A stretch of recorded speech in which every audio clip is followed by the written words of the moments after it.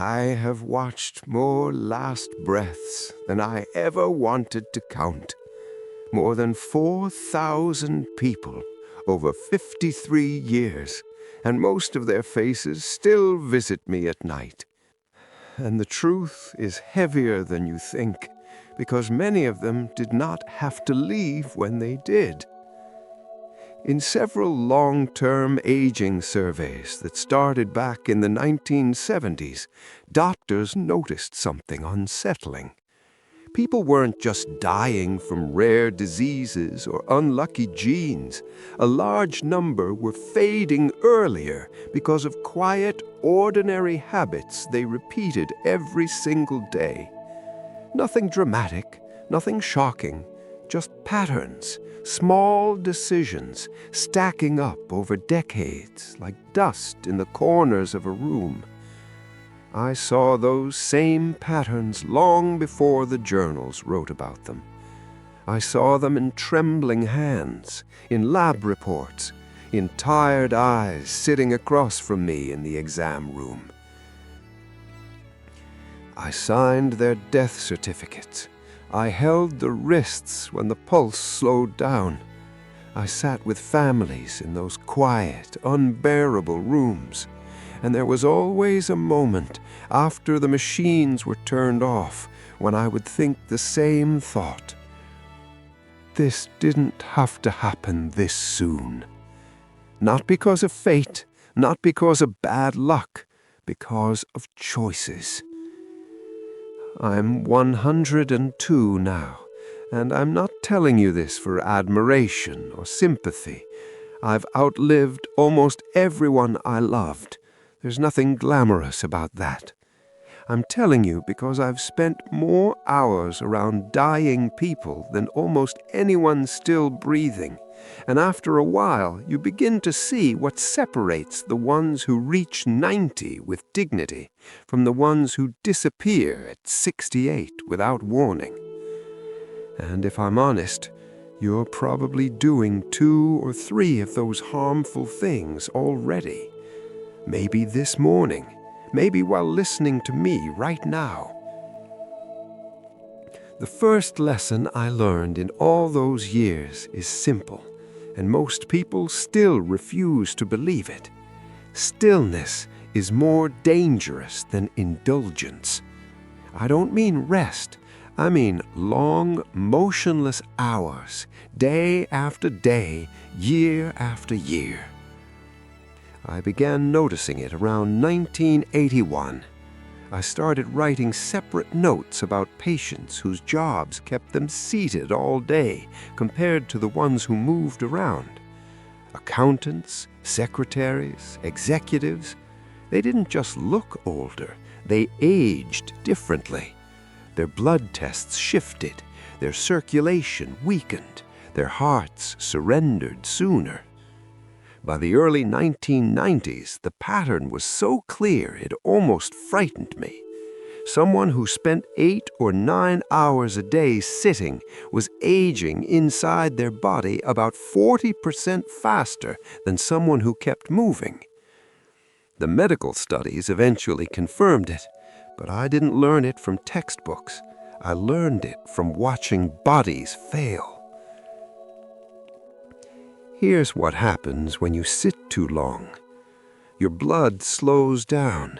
It starts to collect in your lower body like stagnant water in a forgotten pond. Your lymph system, which relies on movement to carry away waste, begins to stall.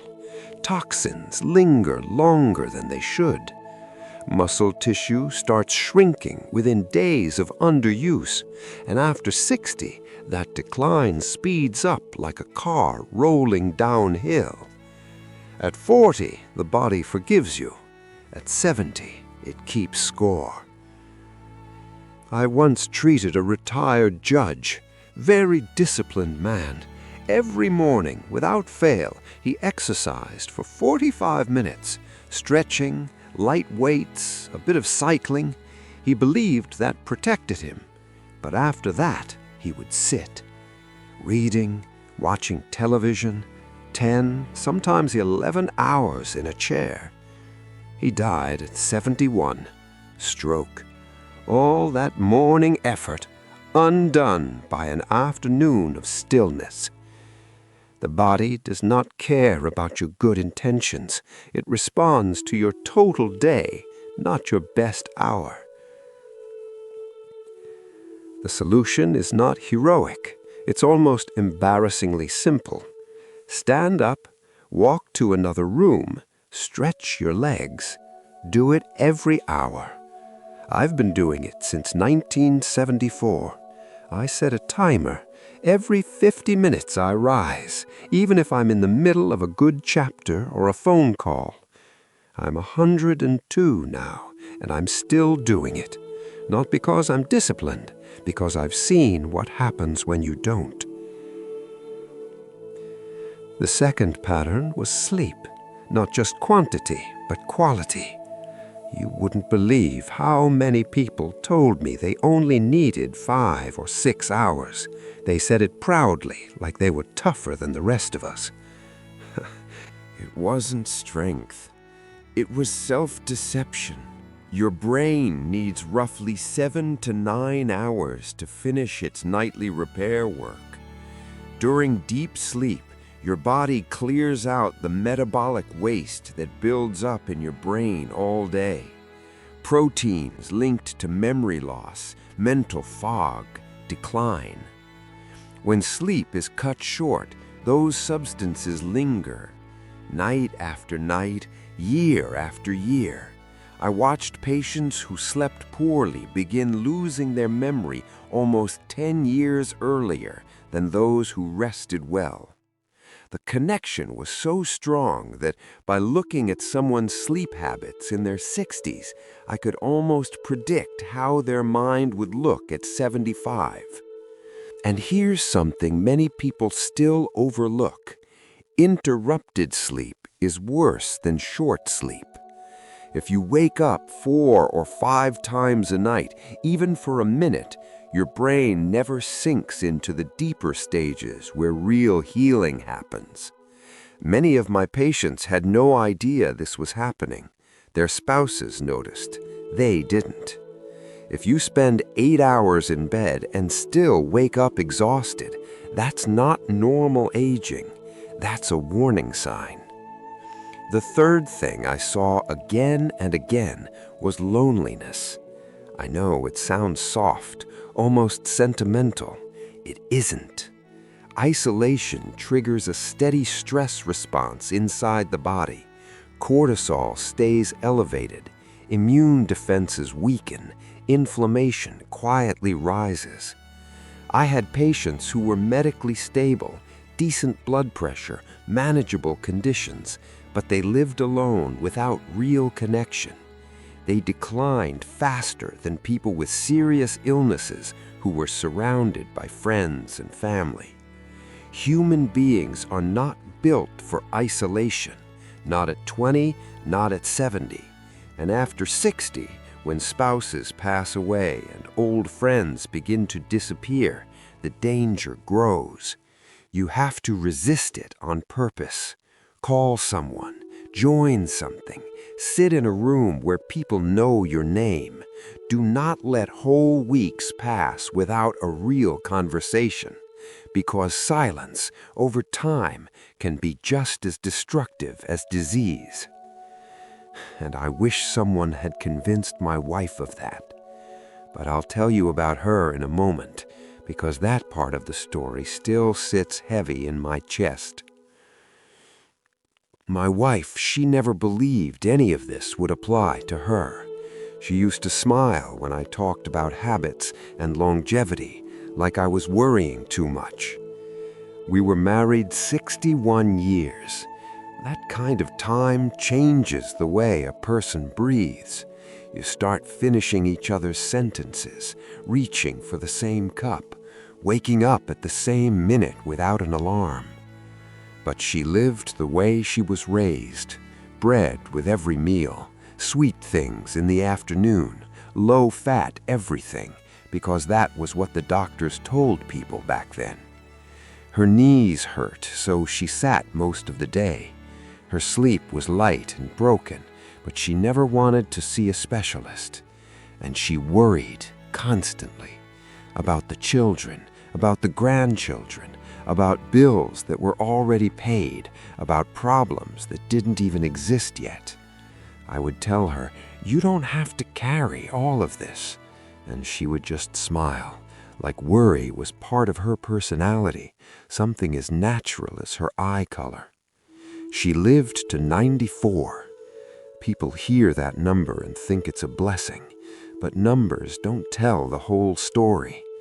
I watched her fade for the last 15 years of her life. I watched her world shrink from long walks and dinner with friends to a chair by the window, from sharp conversations to quiet confusion, from independence to needing help just to stand. Those final years weren't a gift. They were a slow dimming of the light I had loved for 60 decades. She could have had another 10 years, good years, walking, laughing, traveling, teasing me about my old shoes. But she didn't change her habits, and the body, eventually, collects the bill. That's the fourth pattern I saw over and over again. Food. And this one still frustrates me, even now, because for decades my profession gave people advice that aged them faster. We told people to fear fat. We told them whole grains were always healthy. We told them fruit juice was a smart breakfast. And what did that create? A generation of older adults eating toast with jam, bowls of cereal, crackers, pasta, low-fat cookies, wondering why their blood sugar kept climbing. After 60, your metabolism isn't the same engine it was at 40. Your body becomes less sensitive to insulin. It struggles more with heavy carbohydrate loads. Foods that felt harmless at midlife and quietly inflame the body in old age. I noticed this shift in my own blood tests when I was 65. Nothing dramatic, just subtle changes. So I made adjustments. I cut down most processed carbohydrates. I added more healthy fats, more vegetables, more protein. Within 3 months, my inflammation markers dropped, my energy steadied, my mind felt clearer. I recommended the same approach to my patients. Some listened, many didn't. They trusted the old advice. And now, most of them are gone. The fifth pattern wasn't something you could measure easily in a lab test. It was chronic worry. Not panic attacks, not dramatic anxiety, just a constant, low-level hum of concern. The kind that keeps your shoulders tight, keeps your thoughts racing at night, keeps your body quietly flooded with stress hormones. I had patients who were retired, financially stable, surrounded by loving families, and still spent hours every day worrying about things they couldn't control. Their bodies aged faster, their sleep suffered, their immune systems weakened. Letting go of what you can't control isn't just a nice philosophy. At a certain age, it becomes a survival skill. Now here I am, 102 years old. I live alone, I cook my own meals, I walk every day, even if it's slow. I read, I call my grandchildren, I sleep about 7.5 hours most nights. There's nothing extraordinary about me. No secret genes, no miracle supplements. Just small decisions repeated for decades. And I'm telling you, after 53 years of watching people reach the end, those small decisions matter more than you think. You don't have to overhaul your entire life overnight. Just pick one thing. If you sit too much, start moving. If your sleep is broken, fix it. If you're isolated, reach out. If your food is hurting you, change it. If worry is eating your days, learn to loosen your grip. Fix one, and the others slowly become easier. I have buried 2 of my 3 children.